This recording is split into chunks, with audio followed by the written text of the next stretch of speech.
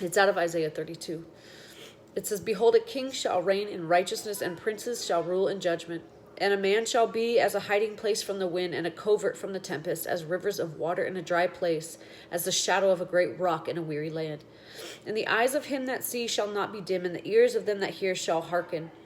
The heart also of the rash shall understand knowledge, and the tongue of the stammerer shall be ready to speak plainly.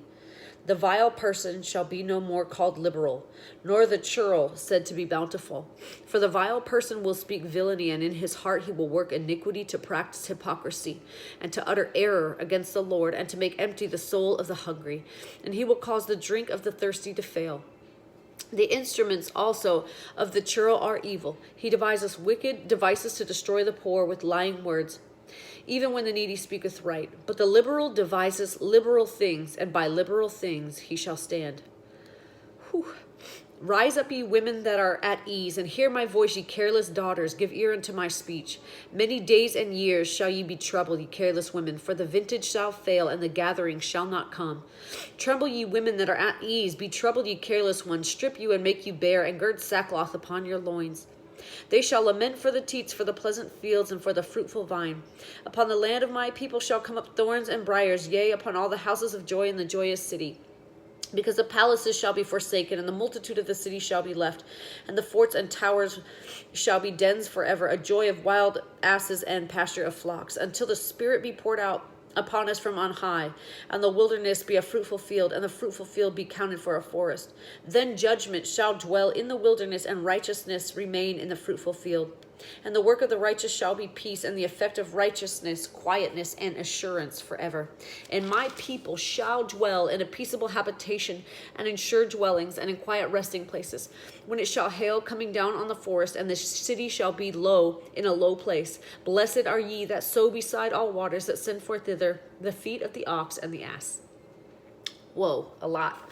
Let's read it out of the study Bible next. Look, a righteous king is coming with honest princes. He will shelter Israel from the storm and wind, and refresh her as a river in the desert, and as the cooling shadow of a mighty rock within a hot and weary land. Then at last the eyes of Israel will open wide to God, and his people will listen to his voice. Even the hotheads among them will be full of sense and understanding, and those who stammer in uncertainty will speak out plainly. In those days, the ungodly, the atheists, will not be heroes. Wealthy cheaters will not be spoken of as generous, outstanding men. Everyone will recognize an evil man when he sees him, and hypocrites will fool no one at all. Their lies about God and their cheating of the hungry will be plain for all to see. The smooth tricks of evil men will be exposed, as will all the lies they use to oppress the poor in the courts. But good men will be generous to others, and will be blessed by God for all they do.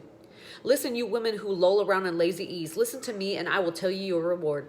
In a short time, in just a little more than a year, suddenly you'll care, O careless ones, for the crops of fruit will fail.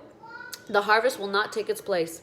Tremble, O women of ease. Throw off your unconcern. Strip off your pretty clothes. Wear sackcloth for your grief. Beat your breasts in sorrow for those for those bountiful farms of yours that will soon be gone, and for those fruitful vines of other years. For your lands will thrive with thorns and briars. Your joyous homes and happy cities will be gone. Palaces and mansions will all be destroyed, and crowded cities will be empty. Wild herds of donkeys and goats will graze upon the mountains where the watchtowers are, until at last the Spirit is poured down on us from heaven. Then once again an enormous crop will come. Then justice will rule throughout all the land, and out of justice peace, quietness, and confidence will reign forevermore. My people will live in safety quietly at home, but the Assyrians will be destroyed and their cities laid low, and God will greatly bless his people. Wherever they plant, bountiful crops will spring up, and their flocks and herds shall graze in green pastures. It's a lot. And what is on my heart